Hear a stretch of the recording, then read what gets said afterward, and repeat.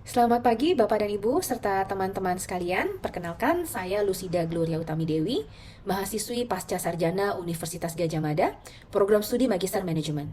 Pagi hari ini saya hendak mempresentasikan tesis saya yang berjudul Pengaruh Program Loyalitas pada Kesetiaan Merek di Industri Penyedia Jasa Layanan Telekomunikasi. Latar belakang, rumusan masalah, dan tujuan penelitian adalah sebagai berikut.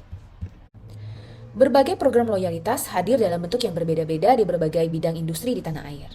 Namun penelitian mengenai program loyalitas, khususnya di bidang industri penyedia jasa layanan telekomunikasi, belumlah ditemukan. Selain itu, tarif internet di Indonesia adalah yang termurah kedua setelah India, dengan harga rata-rata Rp6.000 per giga. Harga terendah di Rp2.400 per giga.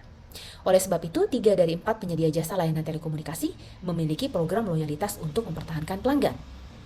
Namun apakah dengan program loyalitas yang ada, pelanggan menjadi setia dan loyal kepada merek? Dan apakah program loyalitas itu sebenarnya? Menurut Uncles dan Dowling serta Hammond di tahun 2003, program loyalitas ini adalah generasi baru dari taktik CRM. Jadi, pelanggan berbelanja, mengumpulkan poin lalu menukarkan dengan hadiah, atau yang lebih kita kenal dengan program loyalitas berbasis poin. Rumusan masalah untuk penelitian ini seperti saya kemukakan sebelumnya, 3 dari 4 penyedia jasa layanan telekomunikasi memiliki program loyalitas. Program loyalitas yang mereka miliki berbasis poin. Dalam pasar yang kompetitif, skema program loyalitas yang bagus mudah untuk ditiru. Apakah program loyalitas yang mereka miliki ini berkontribusi atau hanya menambah biaya pemasaran? Memahami bagaimana berbagai penghargaan meningkatkan atau merusak loyalitas adalah pertanyaan penting untuk diferensiasi, seperti dikutip dari Meyer-Werden di tahun 2013. Masih sedikit penelitian yang menyelidiki pengaruh program loyalitas pada persepsi nilai, serta bagaimana persepsi nilai dapat memengaruhi loyalitas program yang kelak akan membentuk loyalitas merek. Jadi, program loyalitas akan memberikan persepsi nilai akan membentuk loyalitas program, lalu kelak membentuk loyalitas merek. Ada 3 pertanyaan penelitian yang saya ajukan. Yang pertama, apakah program loyalitas terbukti benar dapat meningkatkan loyalitas merek? Yang kedua, apakah persepsi nilai dari program loyalitas benar-benar dapat memengaruhi loyalitas merek atau berhenti pada loyalitas program saja? Yang ketiga, apakah keterlibatan memoderasi hubungan antara persepsi nilai dengan loyalitas program dengan loyalitas merek, serta persepsi nilai dengan loyalitas merek secara langsung?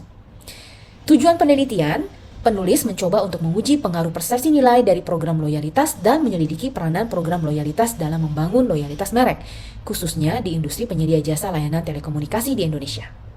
Saya mencoba mereplikasi penelitian yang dilakukan oleh Yi dan John pada tahun 2003, karena hendak menguji model penelitian mereka yang bersifat eksperimental untuk diaplikasikan pada kondisi lapangan.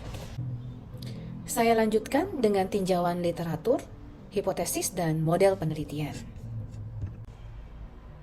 Ada banyak literatur yang saya gunakan sebagai landasan teori dalam penelitian saya, yaitu tentang loyalitas, program loyalitas, keterlibatan, persepsi nilai, loyalitas program, dan loyalitas merek. Menurut Uncles dan kawan-kawan, loyalitas adalah sesuatu yang dapat ditunjukkan oleh konsumen terhadap merek, layanan, toko, kategori produk, dan aktivitas. Sedangkan program loyalitas adalah strategi pemasaran yang didasarkan pada penawaran insentif dengan tujuan untuk mengamankan loyalitas pelanggan. Namun, istilah kesetiaan dan frekuensi seringkali membingungkan. Namun kedua hal ini tidaklah sama. Menurut Choi dan Kim, frekuensi merefleksikan aspek dari perilaku loyalitas. Hal ini juga sejalan dengan apa yang dikemukakan oleh Dick dan Basus serta Shoemaker dan Lewis. Frekuensi tidak cukup untuk menjelaskan alasan dibalik loyalitas. Sikap relatif terhadap merek juga merupakan komponen yang diperlukan. Oleh sebab perilaku dan sikap pelanggan dipengaruhi oleh skema program loyalitas, sangat penting untuk memiliki program loyalitas yang dirancang dengan baik untuk kedua perspektif di atas, agar menghasilkan loyalitas pelanggan yang berkelanjutan. Nah, lalu kita lanjutkan dengan keterlibatan. Menurut Zaikowski, keterlibatan paling sering dikonseptualisasikan sebagai relevansi pribadi yang dirasakan. Keterlibatan menimbulkan komitmen yang berkelanjutan di pihak konsumen sehubungan dengan pikiran, perasaan, dan tanggapan perilaku terhadap suatu produk, seperti dikutip dari Gordon dan kawan-kawan pada tahun 1998. Orang yang memiliki tingkat keterlibatan berbeda terhadap produk yang ingin dibeli akan bereaksi berbeda dengan rangsangan pemasaran di setiap situasi. Produk yang sama memiliki tingkat keterlibatan yang berbeda antar orang atau pribadi. Artinya, dalam situasi yang sama, orang akan bertindak berbeda sesuai dengan tingkat keterlibatan mereka terhadap produk yang akan mereka beli. Dalam penelitian ini, saya menggunakan keterlibatan sebagai variabel moderator. Dikutip dari Dowling dan Uncles, keterlibatan dapat memoderasi efek dari skema loyalitas. Menurut Bloomer dan Casper, keterlibatan memengaruhi hubungan antara kepuasan pelanggan dan loyalitas. Lalu saya lanjutkan dengan persepsi nilai.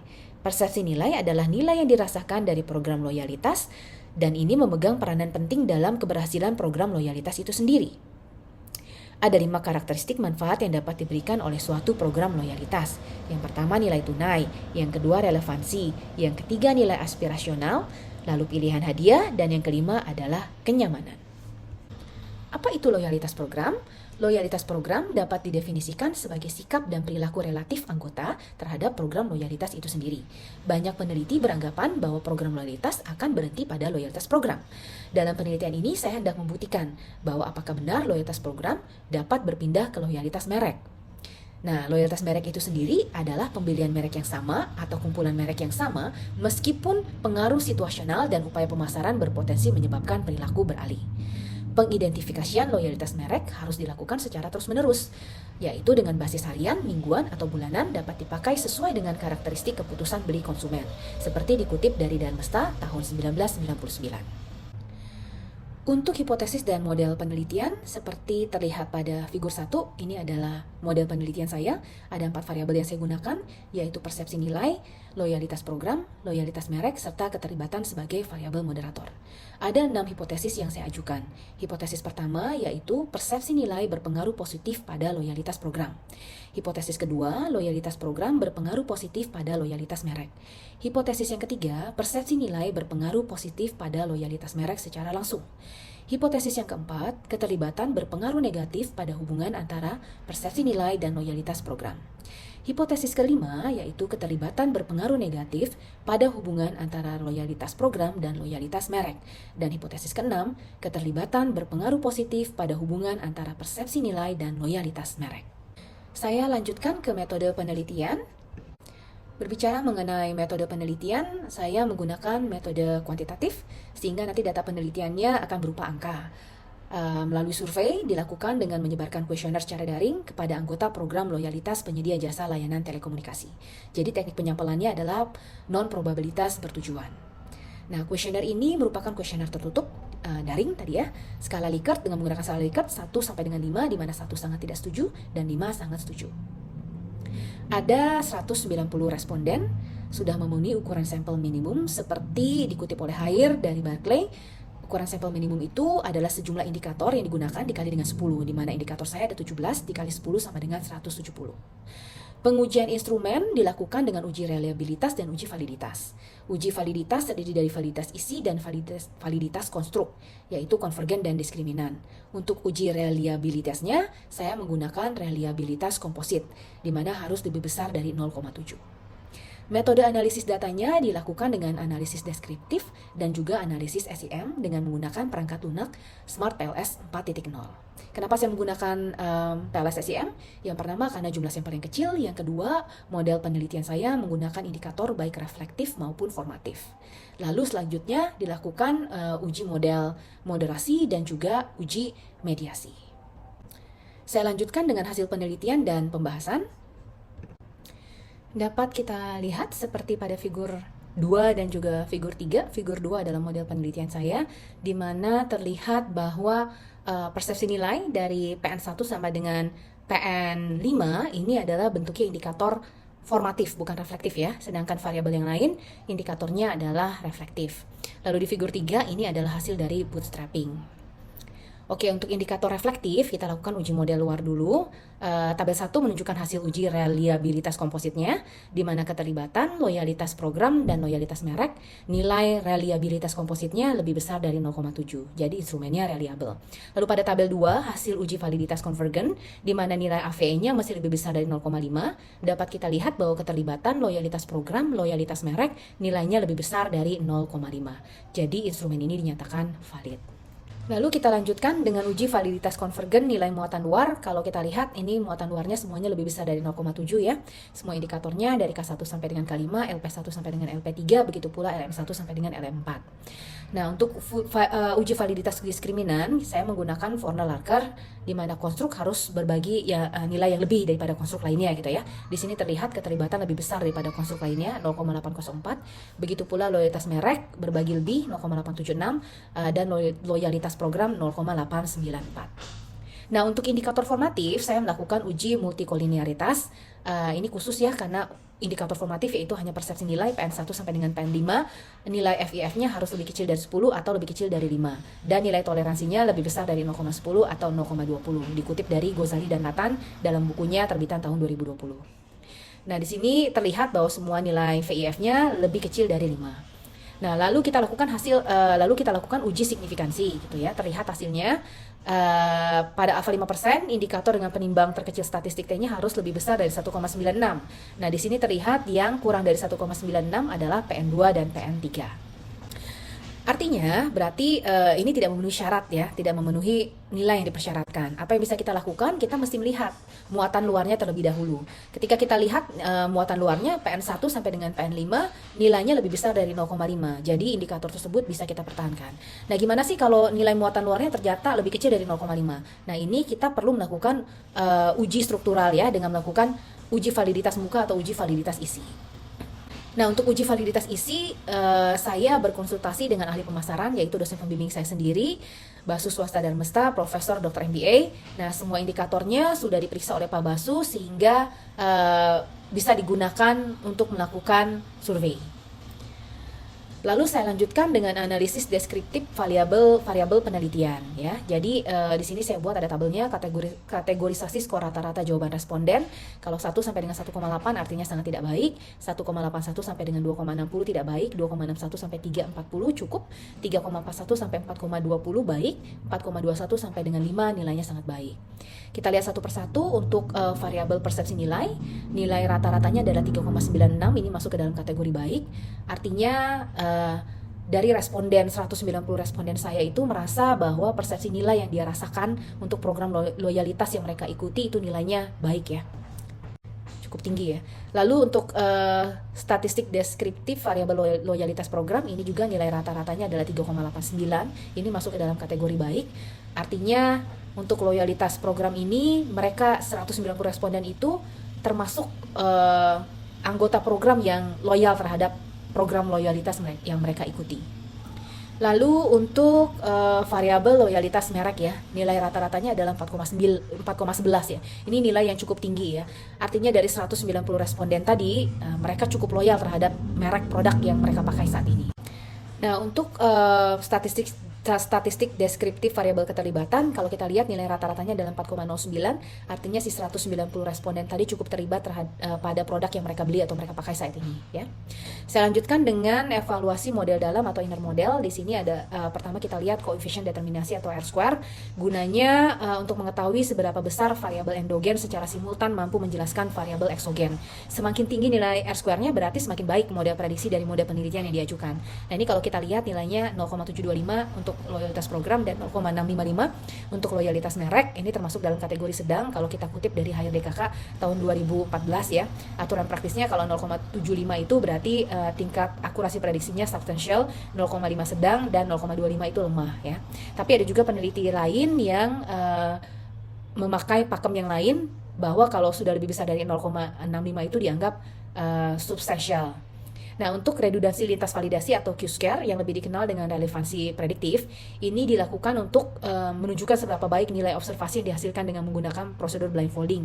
Yang dilihat adalah nilai Q-score-nya. Nah, besarannya Q-score ini terdapat dalam rentang 0 lebih kecil dari Q-score, lebih kecil dari 1. Jadi semakin mendekati 1, modelnya semakin baik. Nah, kalau kita lihat dari hasil penelitian di tabel 14 ini ya, Q-square-nya untuk loyalitas program 0,701, untuk loyalitas merek 0,602. Jadi ini masuknya ke dalam kategori sedang. Saya lanjutkan dengan koefisien jalur seperti terlihat pada tabel 15 ya. Koefisien jalur ini merupakan suatu nilai yang berguna dalam menunjukkan arah hubungan pada variabel apakah suatu hipotesis memiliki arah yang positif atau negatif. Jadi kalau kita lihat dari H1 sampai dengan H6, hipotesis 1 sampai dengan hipotesis 6, pertama H1 persepsi nilai dan loyalitas program ini 0,538 nilai koefisien jalurnya berarti hubungan positif yang sedang. Lalu untuk hipotesis 2 loyalitas program dan loyalitas merek nilainya 0,275 ini hubungan positif yang sedang juga.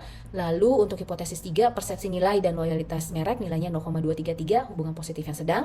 Lalu untuk hipotesis 4 keterlibatan pada persepsi nilai dan loyalitas program nilainya 0,043 hubungan positif yang lemah.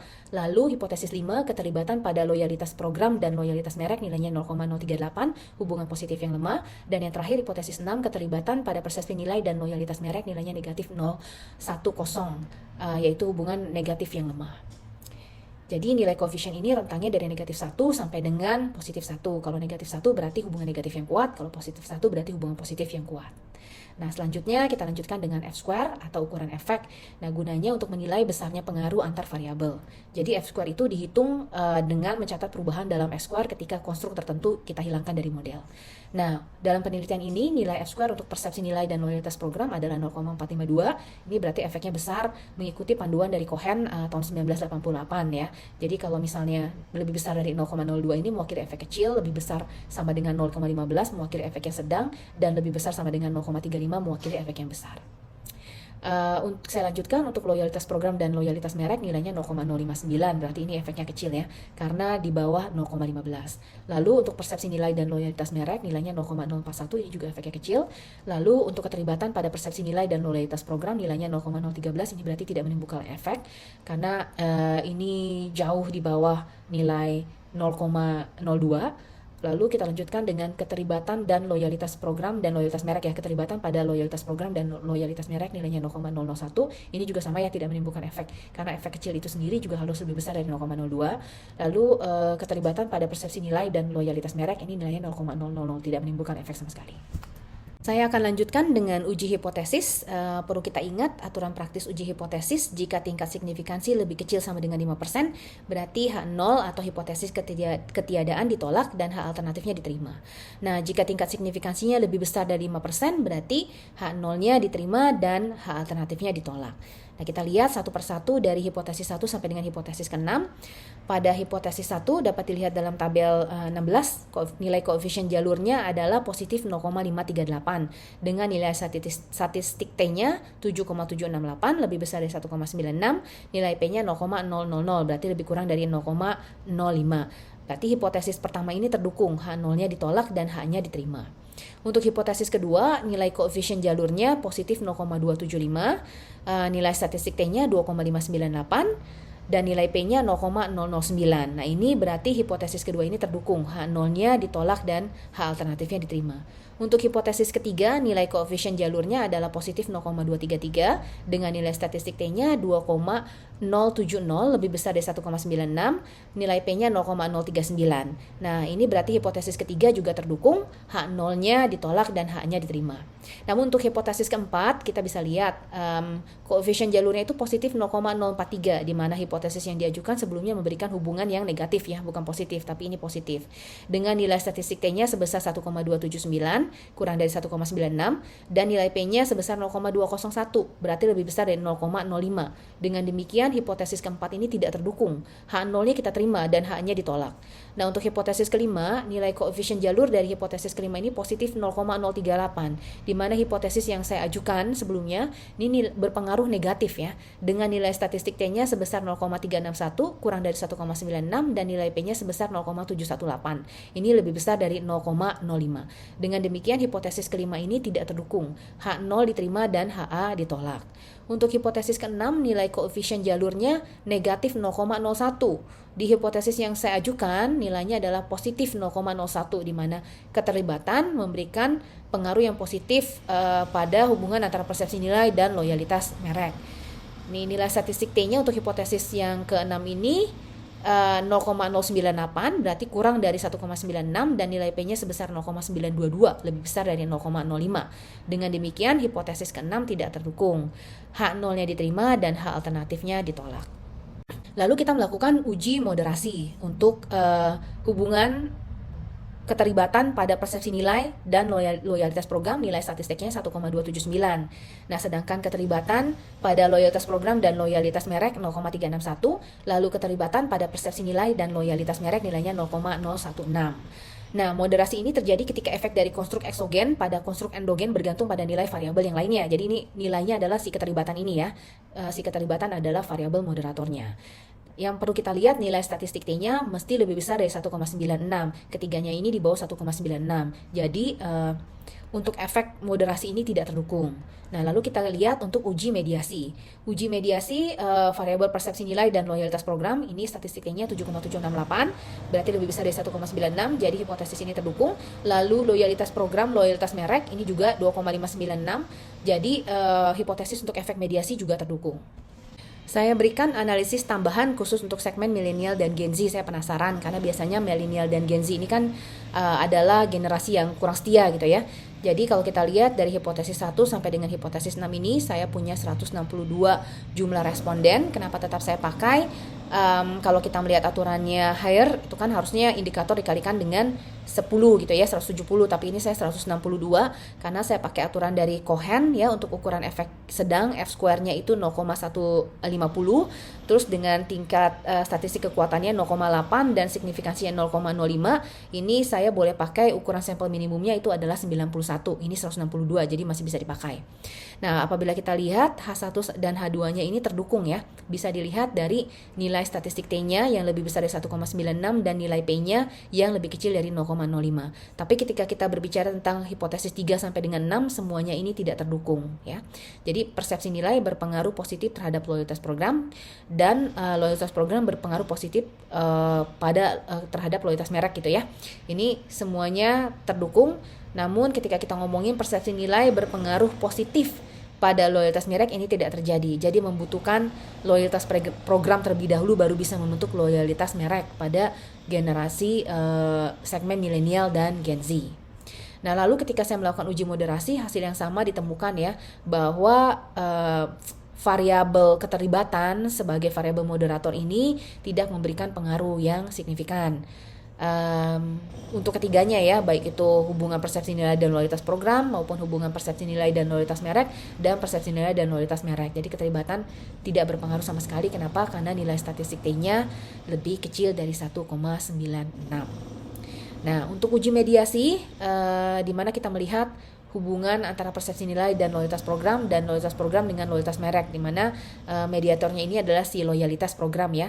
Ini terdukung karena nilai statistik T-nya lebih besar dari 1,96. Oke, simpulan saran dan daftar pustaka.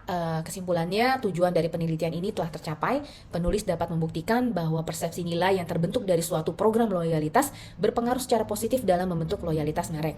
Baik itu melalui loyalitas program dulu, ataupun secara langsung dari persepsi nilai langsung berpengaruh kepada loyalitas merek. Sarannya ada 5 saran. Yang pertama, model penelitian di Denjon ini dapat dilakukan direplikasi kembali, tapi untuk industri yang berbeda, kategori industri yang berbeda. Nah, yang kedua, karena pada penelitian ini variabel moderator tidak berpengaruh, mungkin peneliti berikutnya dapat menambahkan atau merubah indikator-indikator yang saya gunakan pada penelitian ini. Dan untuk yang ketiga, karena penelitian ini tidak menyelidiki efek yang ditimbulkan oleh moderator lain selain keterlibatan, mungkin di penelitian selanjutnya dapat menggunakan variabel lainnya.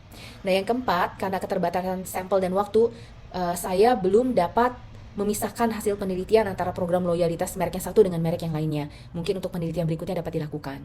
Lalu yang kelima, karena persepsi nilai berperan penting dalam suatu program loyalitas, penelitian ini dapat dikembangkan lebih lanjut dengan menambahkan variabel antecedent persepsi nilai. Untuk daftar pustaka, berikut adalah literatur yang saya gunakan dalam penelitian saya ini. Ada banyak literatur yang saya pakai.